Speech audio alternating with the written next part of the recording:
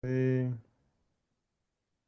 All right. Well, welcome everyone. My name is Ketsa. I am a Youth Hub facilitator with the GARN, with the Global Alliance for the Rights of Nature. I'm also a member of the Indigenous Council. So I work with Casey Camp, our chairwoman, to, just kind of stay up to date on Indigenous-led rights of nature projects all over the world.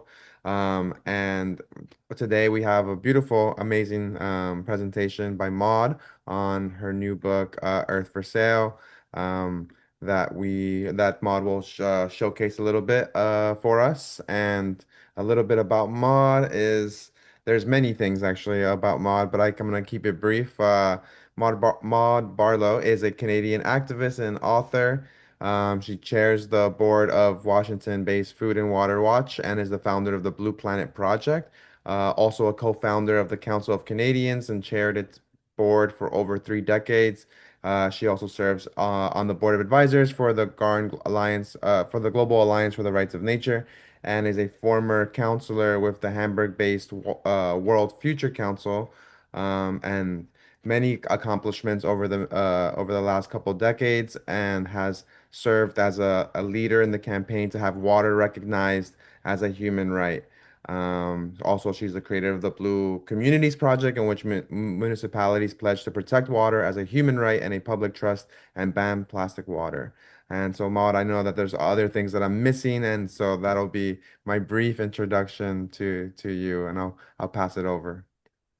Well, thank you very much, Kits. I really appreciate the chance to talk to as many people about this concern I have, and as outlined in my new book, Earth for Sale, The Fight to Stop the Last Plunder of the Planet. So I'll just maybe 20 minutes worth of explanation of the key points. The book, Earth for Sale, is sort of the story of the newest iteration of an old problem, which is the corporate plunder of our rivers, forests, soil, and air. And I outline a lot of that, but people already know that. And it's obviously from those seeking profit from its exploitation. But my concern is this new form, this new development, and it's variously called. I mostly call it the financialization of nature, but it's also called conservation finance, the green economy, green growth, nature-based solutions, and so on. And basically, it's about financializing trees and water and soil and air and biodiversity and species and bringing them into the market. So the question is, what is the financialization of nature? We start with what is financialization of everything in our planet, right? Financialization of the economy is we're creating wealth through financial speculation, and debt and risk take precedence over creating goods and services, right? Financialization of housing is where residential real estate is transformed from a place to live into a tradable financial asset and maximizes investor profit over housing availability.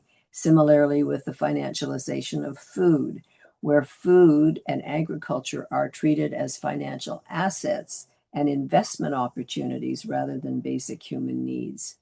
And the financialization of food, and I think it really mirrors the financialization of nature, shifts control of the food system from farmers and local communities to financial markets, banks, and corporate investors. So the financialization of nature is exactly the same thing. It's the process whereby nature, ecosystems, and their so-called services to humans are converted into tradable financial assets. Now, it's not new. We've had carbon trading for several decades now, and that's where a company or an industry can continue to pollute and even grow and pollute as long as they offset their environmental damage by investing in a project elsewhere. So they get a credit for every metric ton from the UN, for every metric ton of greenhouse gas emissions that they can claim that they have avoided or stopped, where they prevented. And I tell you, I've got a whole section in the book on the absolute scam that carbon markets are and how bad they are, and and how they have been debunked. One very common example is a company, say a big energy company, continuing to pollute, invest in a monoculture eucalyptus forest in the global south where the trees grow really fast, 7 or 8 years. And so you can buy a tree for $1 or $2 or $3, and you get a credit to allow you to continue to pollute because so-called you're cutting down the pollution over here. But then you get to log those trees in 7 or 8 years and make money again. And of course, these trees, these monoculture trees and forests replace the natural forest and often displace the local people. Last year, 60 renowned scientists around the world said not only is carbon trading not working, it's hurting the climate fight, it's making it worse. But carbon trading is still growing because we only seem to be able to say the market is the only way to protect the environment. So we've had that, but now we're moving into biodiversity offsets and nature offsets. The issue of biodiversity, as you well know, has come to the fore. But I believe, and I make the case in my book, that we're entering a whole new phase in the corporate control of nature and policies that determine its future. Because up until now, government said, yeah, we turn to the corporate sector, but we set the rules. But what's happening now in basically a very broad, bold, proud, official manner, governments are openly contracting out, handing over the responsibility to protect their biodiversity and nature and water and forests and so on to the private market, transnational corporations, market experts, asset managers who really, these are the big asset managers like BlackRock that have come to have just an incredibly important financial position in the entire financial future of the world, but also in determining policy. And this is the direct outcome of many important and good international gatherings. I don't want to say that this was all badly intended. Many of the climate summits, the biodiversity summits, the plastic summits, the new water summits are all about what can we do. We see the enormity of the crisis that we're facing, and I'm making an assumption that people on this call are not arguing that we don't have a biodiversity and climate crisis and water crisis. So they've been getting together, and leadership at the very highest levels have agreed that fighting climate chaos requires protecting and restoring biodiversity. And so 122 countries have taken a pledge. It's called the 30 by 30 pledge, and they pledge to protect and restore nature in their territories, the biodiversity of their lands, inland waters, and coastal areas by 2030. And it's not a long way off, but they're way far of their goals. So governments and the World Bank and the UN are saying, my goodness, where will we get the money for this to meet our 30 by 30 pledges? Well, they say there's trillions circulating in the global financial markets. If we can just harness that money to protect nature, we can bridge that, what they call the ecological funding gap. But the only way that's going to happen, because in a capitalist system or in the system in a market system, these companies are only going to invest in something that makes a profit. They're not moral or immoral. They're amoral. They have to seek profit. So how do they make a profit? Well, first of all, you put a price on nature. I call it measuring creation, and many governments are doing that, going through and using AI, by the way, to collect data on all of their biodiversity, their animals, their wildlife, and so on. So you put a price on it to prove that it has value, but then if governments allow that to be contracted out, you bring it into the market to compete where financial managers, and this is really important, financial managers and risk experts, not governments, not communities, not democracies, will determine its worth and future. So now, as well as carbon trading, we have biodiversity offsets, plastics credits, green bonds, water futures trading, And the latest is ocean blue bonds, which is really quite scary given the heating up of the oceans. And that's all about aquaculture, replacing local fisheries with aquaculture and eco tourism and obviously one day mining of the ocean bottom. So how do these companies make a profit from nature, from saving nature? Well, I count four ways. The first is the trillions of public funds that have been pledged already and have been earmarked by governments, the World Bank, the United Nations, and more to meet the 30 by 30 pledge. There's just been a lot of money unleashed out there to be made, and so profit to be made. The second is the good intention of investors. Huge investments are made by pension funds, university endowments, nonprofit organizations, wealthy people, and billions of well meaning individual investors in so called sustainable stocks and bonds. They want to do their part and they're not sure how. So they get on a plane and they'll give a certain amount to offset their footprint on that plane by these eucalyptus forests and somewhere.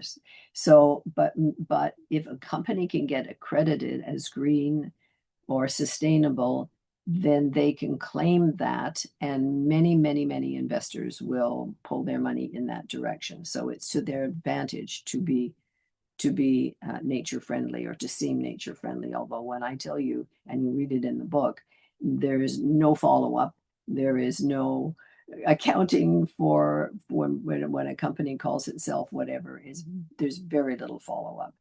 The third way they make money is obviously these offsets. So biodiversity offsets work the same way as carbon offsets. They place a value on an animal, a plant, or a habitat that allows a company to continue to harm an ecosystem as long as it offsets the damage somewhere else. So I'll give you one example is water pollution trading. In the United States, they have enormous pollution of Chesapeake Bay because there are a number of states that surround this large bay. And many factory farms, industrial farms are just dumping their pollution in that bay. So a factory farm operating in a state that has higher standards can continue to dump their pollutants into the bay while they buy credits from a factory farm or an industry over here that's living in a state, operating in a state where they have lower standards. Food and Water Watch, a wonderful organization in the US, calls it manure trading. So we're now in the process of creating a new global financial market, basically to destroy nature. Investors can buy credit by saving wildlife and habitats somewhere else. Habitat banking is growing, and that's a new market-based system where a farmer or an organization can sell credits for protecting habitat. So in Australia, for instance, you can buy a koala credit for $450 or an emu herd credit for $4,000. The International Monetary Fund says that an elephant is worth 1.75 million US dollars and a whale is worth 2 million US dollars. So this is truly the financialization of wildlife and the earth itself. And the fourth way they make money, and maybe the most important, is cheap nature.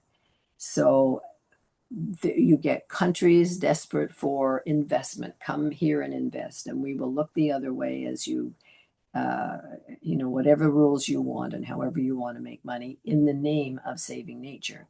So the financialization of nature has created what I call a new form of green colonization, a new scramble for land and water in the name of sustainable growth, cashing in on cheap nature. Much of it is under the guise of conservation finance. And unfortunately, a lot of the big conservation organizations totally back this. They expropriate small farms, indigenous people, and rural communities from their land in order to prioritize carbon sinks, conservation, ecotourism, renewable energy, all now moving towards a process where they can get saleable and tradable credits for this. You can even get credits for investing in the horribly destructive lithium production say in the lithium triangle in South America, where we know the water table is being destroyed and many people are being thrown off their land because lithium is made to use the batteries for electric cars. So I quote in the book an indigenous person who's fighting this in the lithium triangle, saying, so we ruin our water and our lands and our way of life, so some company can get credit for the lithium that is going to allow you to meet your net zero targets in the global north. It really is a new form of green colonization. So I get asked, don't we need to get everybody in on the solution? Should asset managers and banks and corporations get on the green bandwagon? And I say, of course, but start by cleaning up your own act. But corporations and the private sector should not be determining policy or who has access to the planet's natural heritage. This is the issue, the essential issue here is this is a crucial issue of democracy and the right of democracies of people to have their voices heard, very much in keeping with the United Nations rights of Indigenous people, the Declaration of the Rights of Indigenous People, which is basically the resource rights in your territory. Well, that applies not just, in my opinion, to Indigenous communities, but to all communities. Democracy is the key here. There are those in the private sector who want to do the right thing. I'm not saying that's not true, and I'm certainly not talking about local uh, uh, small business, because many small businesses in communities around the world are doing wonderfully, wonderful ecological um, product promotion and so on. But a company, a corporation, or a person, a CEO that wants to do the right thing is at a disadvantage if the rules allow other corporations to destroy the planet's heritage. Because if you're going to externalize your environmental footprint or pay child labor, whatever, you're going to make more money. It's just the way it is. So we need legislation. Martin Luther King said, legislation may not change the heart, but it will restrain the heartless. And there are several strong arguments, I believe, that financialization of nature is indeed a dangerous and false solution. The first is, without regulation and oversight, private companies are free to opt out of their promises. Look what happened when Donald Trump took over the presidency the second time. All the big banks in the United States, and unfortunately in my country, Canada, just said, okay, we're out of there in terms of our net zero pledge. We don't have to do it anymore. He's not going to enforce it. In fact, he wants, he's drill, baby, drill. So they don't mean it. They're doing it to make money and to look good. It's really green and blue washing, right? The second reason is that by waiting for the financialization of nature to work, we're putting off what we need to do or what we should have done a long time ago if we and the planet are to survive. We have lost decades to the false solution, the market false solution. And the proof is in the pudding. Every environmental marker is dramatically worsening. And I won't go through it here, but you know that that's so, and I certainly outline it in the book. And finally, I want to say that green financing is a major driver of the growing inequality and injustice that now plague our world. We have these billionaires and now trillionaires. Elon Musk is just the first, who basically are above all law. They just go wherever they want, do whatever they want. And they do not want rules. They don't want rules about artificial intelligence. They don't want rules about mining. They don't want rules about respecting human rights. And it's deeply related, and we can't tackle one without tackling the other. So I do, of course, and I'll stop talking in a couple of minutes. I do, of course, talk about solutions. I talk about strong local, national, and international regulations, the need for such regulations. I call for us to reject the financialization of nature, and I have a strong section in the book on the rights of nature, which I very deeply believe in.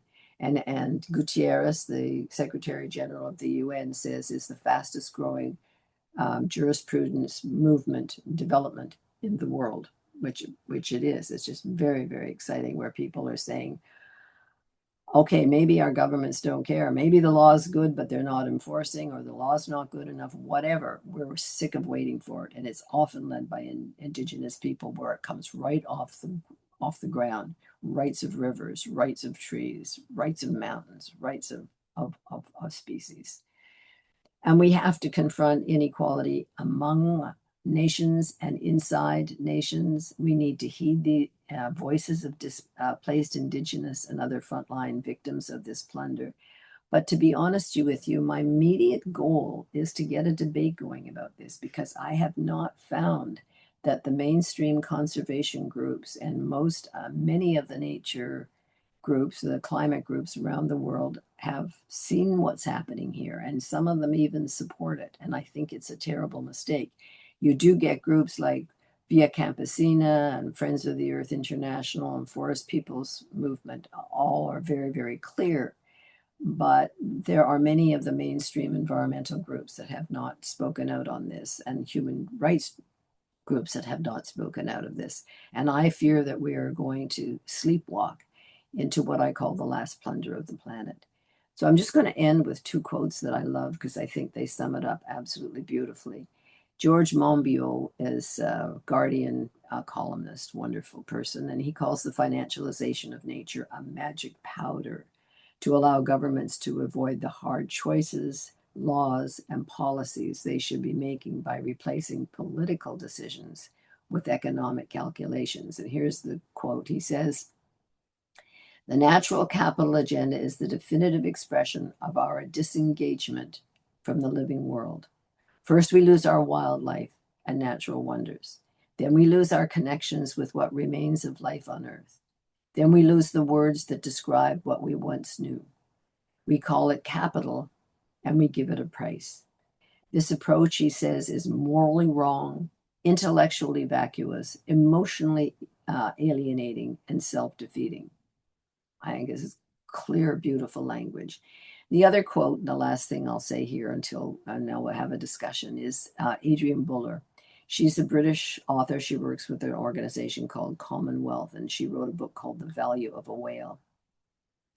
And she says this: rather than accept the emerging capitalist hellscape of government incentives for private profiteering from nature based solutions, we need to articulate an alternative vision of why nature matters. We should demand that the protection and restoration of ecosystems and biodiversity prioritizes environmental and collective social well being over financial returns, both domestically and internationally. Instead of nature based offsets and land grabs, we need reparations for our outsourcing of environmental destruction. In place of private enclosure, we need an expansion and protection of shared spaces to reclaim land for the commons. And we need an economy in which everyone has both the enough time for and proximity to nature, allowing us to reconnect to it as a source of well being and wonder. So, thank you so much. I'm delighted to share these thoughts with you and look forward to our chat now. Thank you so much, Maud. Yeah, it's the book, The Last Plunder, it feels like it's happening. Um, it feels like we're there with like the poly crisis that are affecting the world, right? It's like it's through technology, through energy, through political decision making or governments, and then there's also like on top of that, climate activists knew that this climate disaster and climate chaos was going to happen, and now we have to kind of deal with like migration and like extreme heating and like and like extreme weather on top of trying to restructure our government systems and our policies and our laws, which just feels like a very huge mountain to climb. So I think as part of the youth hub, I think I get a lot of these questions about like how would the rights of nature like transform, or like what is that ideal like future with the rights of nature like fully integrated into the world or into like a global constitution or into like constitutions for government. So I don't know, maybe I just want to open it up with like maybe expanding on that like solution of like how the rights of nature or the rights of Mother Earth could like really start to rethink some of these other market-based solutions. Well, thank you so much for that. I actually, the book started as a discussion paper, a white paper I wrote for the Global Alliance on the Rights of Nature because we were having this discussion inside the advisory committee and the executive and so on.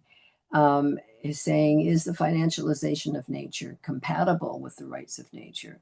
And in my mind, the answer was no. They are two different visions of the future, right? So I wrote a discussion paper, and I did a deep dive into this subject, as you can imagine, and really talked to people who are doing wonderful work around the world. I give a lot of credit to lots of others in the book. So I argue, and the Global Alliance, GARN, has taken a position. Yes, the financialization of nature is not compatible with the rights of nature. So we also I did a short version, a short statement as well for the alliance. But that's where the book started. But then I thought I want to get to a bigger audience because we're growing as a movement. The rights of nature movement is growing. So yes, my arguments are that you cannot turn the decisions around protecting old growth forest or a lake or whatever or a species over to the market and then say, but somehow you folks who live there, well, do your best, like, putter around at the edge and maybe do a little cleanup. Why don't you do a spring cleanup of that river every year? And that's something very nice that you can do locally. Meanwhile, the decision making has been shifted over to the market and to risk experts, and that's why I started off the discussion today, or my presentation, with defining the financialization of the economy.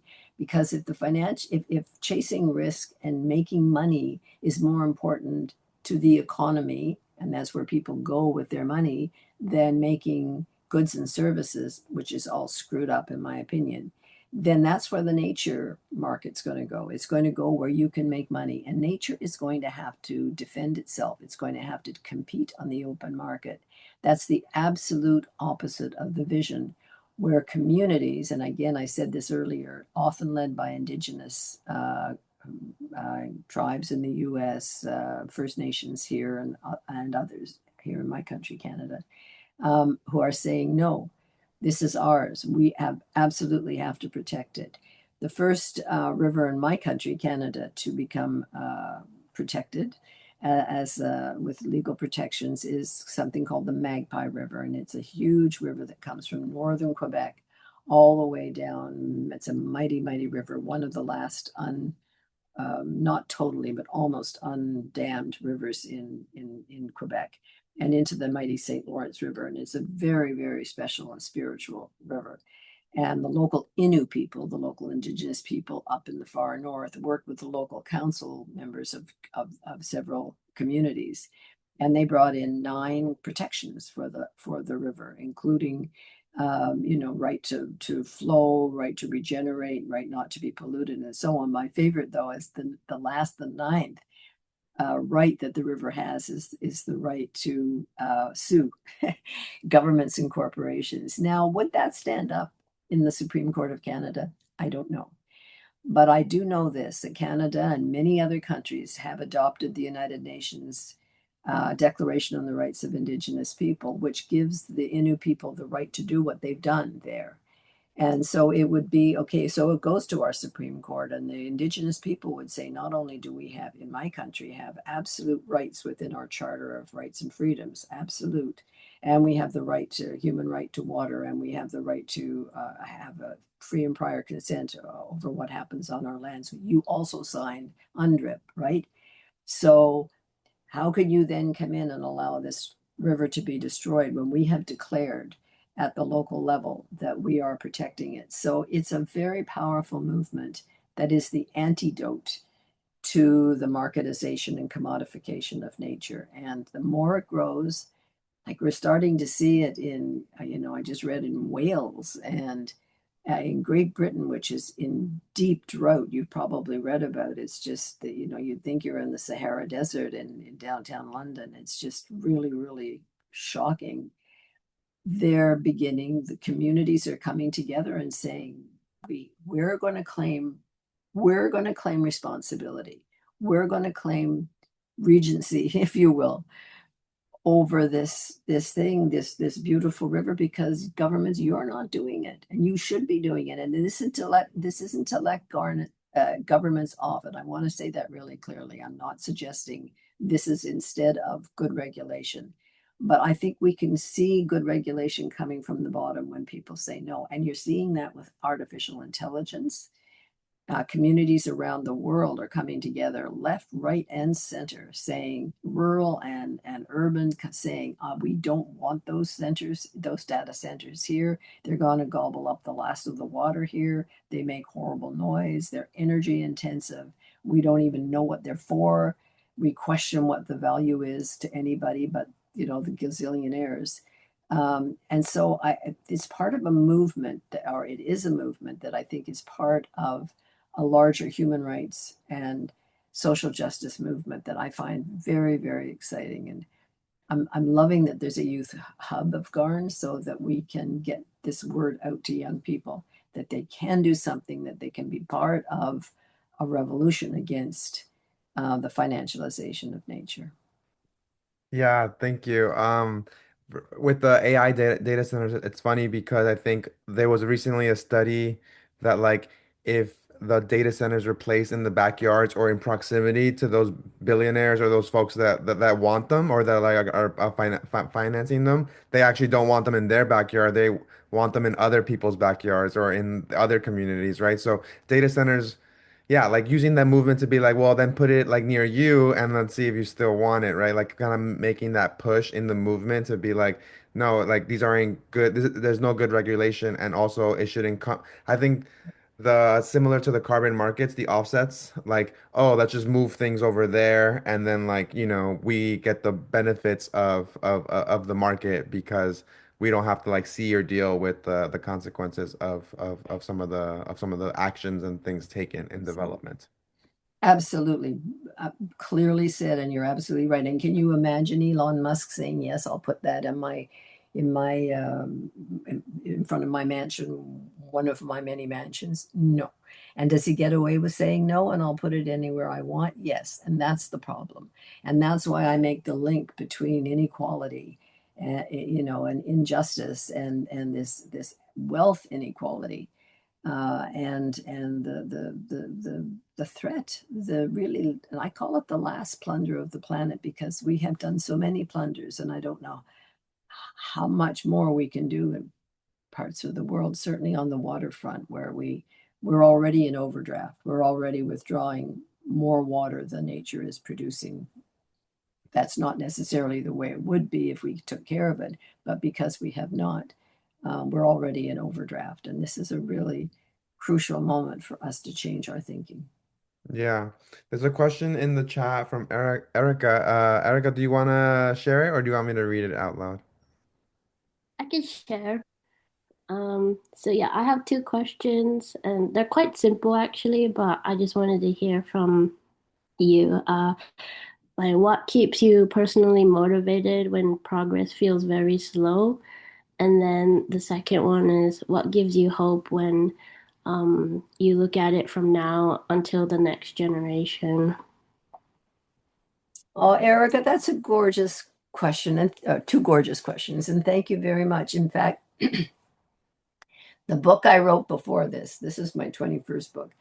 The book I wrote before this was called Still Hopeful: Lessons from a Lifetime of Activism. And it's a book all about hope and about what makes me hopeful. And I keep thinking maybe I should have written that book after I wrote the book on expressing all my concerns around the marketization of nature. But yes, I am absolutely hopeful. First of all, you're young, I'm not. And it would be absolutely evil of people like me to say it's too late, there's nothing to be done. That would be a betrayal of you and your rights and your future. So to give up on hope is to give up on young people, and that would just be the worst thing we could do. So I am absolutely hopeful. But I use a term called wise hope, but I didn't come up with it. It's a woman named Joan Halifax. She's a Buddhist uh, uh, influencer is the wrong word. She's a activist in the U.S. She does work with men on death row, so you can imagine she has something to say about hope, right? So she talks about wise hope, and wise hope is when you say, "I'm not going to pretend it's all fine." Or I'm not going to say it's all so terrible because in both cases, there's nothing to be done, right? You look it in the eye, you say, this is what it is. I will learn as much of it about it as I can. I will, no matter how upsetting or worrying, I will still take action. So you'll still put one step in foot of one foot in front of the other and do something important, even if it's whatever thing you can do for the local environment or getting together with groups to form a rights of your local river or whatever. But whatever you can do is important. And you have to have faith, and this is really important, that others are doing the same. You can know how many there are or who they are, but you can't assume that others aren't having the same feelings as you. So this notion of wise hope and kind of, what's the word I want to use? Distancing yourself from the outcome in the sense that you're not going to win every fight. And that's one of the lessons I try to teach people about building movements, because I've been very involved in building movements in my country, environmental and social justice movements, but also internationally, a global water justice movement. You're not going to win every fight. And if you think that, oh, well, we didn't win that, it was too much work, and I'm just going to go watch Netflix for the rest of my life, right? Or you can say, okay, we're building a movement. We didn't win that, or we didn't win what we wanted, but did we bring young people in? Did we get some new research? Did we find new allies? Are we building a movement? Because it takes a long time. In my country, my mother, it was just about 3 years after my mother was born that they changed the electoral act from saying no woman, idiot, lunatic, or child shall vote. I mean, it's really in the lifetime, the last century, which in the many centuries of humanity, it's only in the last very short time that women got rights, and we certainly don't have them all over the world. But it's a movement. It's a progression. And I just say dedicating your life to caring about something outside yourself is, I mean this sincerely, it's mentally and physically good for you. It's healthy. When you don't wake up in the morning, of course you have to look after things and look after your family and all of that. And nobody's saying there's anything wrong with earning a living, but that's not what you get up. That's not what gets you up in the morning. What gets you up in the morning is that you care and you want to leave the planet a little better than when you arrived. That is mentally and health and physically and emotionally healthy, in my view. I'm 110. No, I'm not. I'm joking. But Yeah.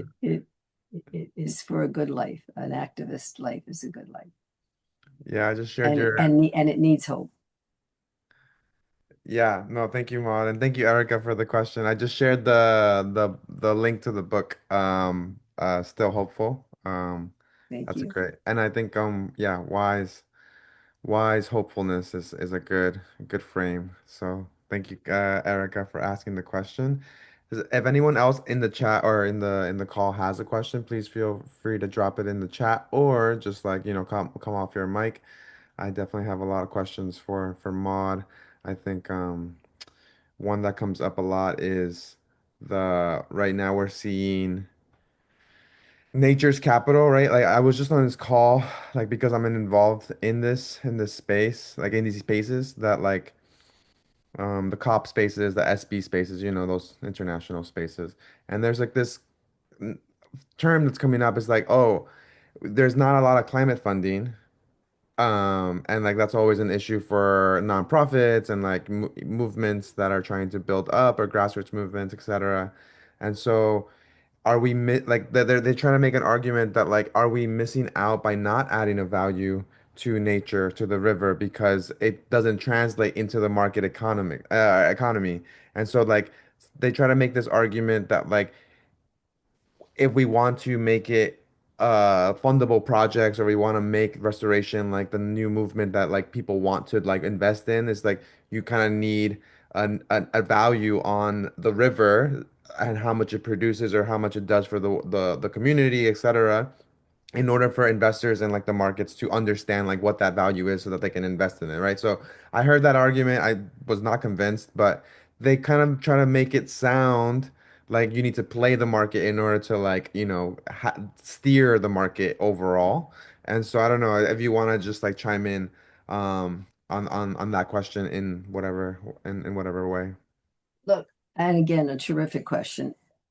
A lot of the original argument for putting a value on nature was well intentioned. Environmentalists and scientists said, look, in a market economy, in a capitalist system, if you don't put a dollar value or whatever, yen or whatever value on something, anything, in this case, nature, we're not going to think it's important. And I hear the argument. So they say, okay, if you can prove that that old growth forest is worth more standing than being logged, then that's a good argument. And I can say, yeah, I can hear that. But what if you do put that dollar figure on it, but then this company comes along and says, sorry, if you're looking at it from a market perspective, I can make more because it's walnut or whatever, like a really rare wood. Yes, I can see it.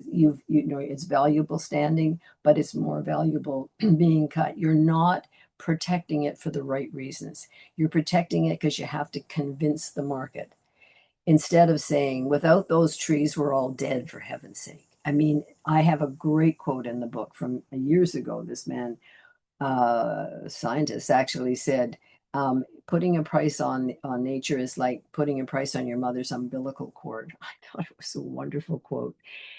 And then so what happens then is you go from that scenario where you put a price on it, and then of course you bring it into the market as a tradable asset, right?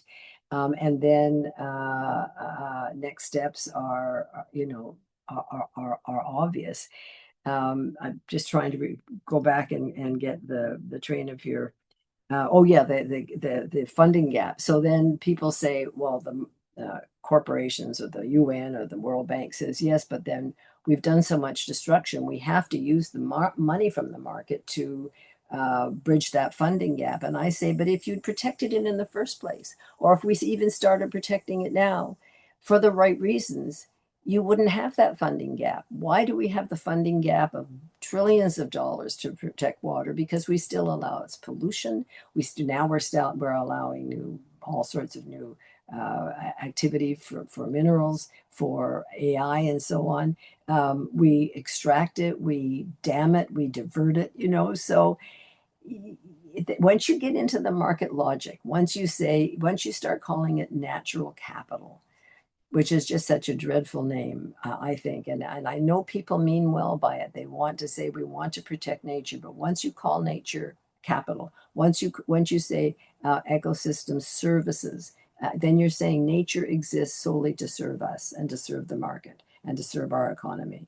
And if it doesn't do that, it has no value. Well, what about if it saves air and saves water and saves species that we all need to live? What if it maintains the commons?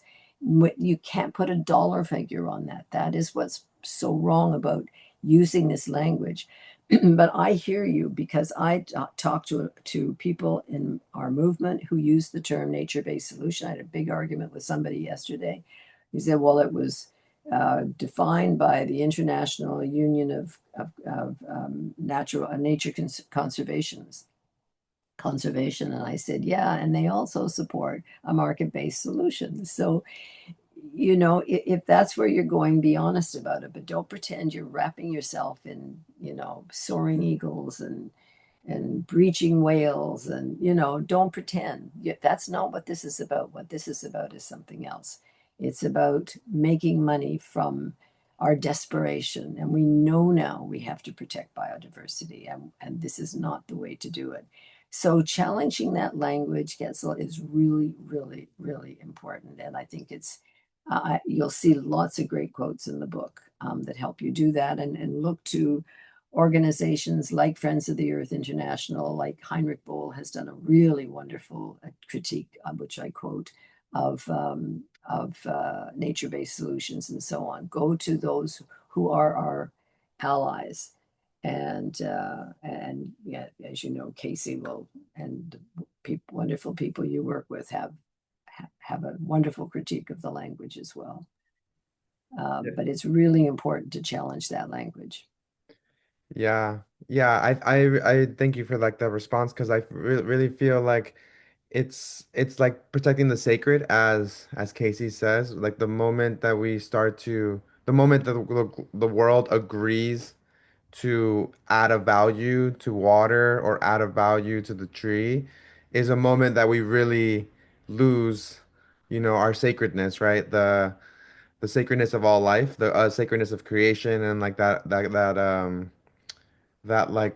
energy that doesn't never needed to be marketized, right? That Right, like there is this creation energy that exists in us, and like, I think the market has already like added value to people, right? Like the human capital, right? right, Like so much of the world functions in that way of like, oh yeah, like this many people can produce and work in these many jobs, and that leads to this much, GDP, etc. And so we're already doing that with humans. We're already doing that with like countries and places that if we really start if we let governments and companies and like even like these climate fields just go down further into nature's capital and start to add these dollar signs to the elephants, to the whales, to the jaguars, to the to the river, the Colorado River and the Pacific Ocean, then we will really have been fully commodified. Like the planet Earth as we know it will be fully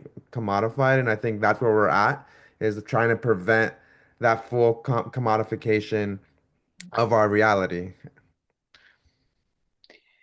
absolutely. And so thank you all so much. It's just lovely, and I'm hoping that we can put this up on the Garn website and get this discussion out there because I think it is so relevant to the rights of nature movement, to really name what this language means and why it's frankly so dangerous, in my opinion. But thank you so much for hosting me and saying and hello to everybody for being on. I really enjoyed it. Yes, no, thank you. Yeah, we'll continue this conversation in some form, and Maud, I'm gonna invite you to kind of continue with the youth hub or a working group or in some fashion. But yeah, we'll continue the conversation. Thank you everyone for joining, and yeah, we'll put this up on our website soon, and we'll just continue fighting in our own ways back at home. Beautiful. Thank you all. Thank you Have a everyone. great day.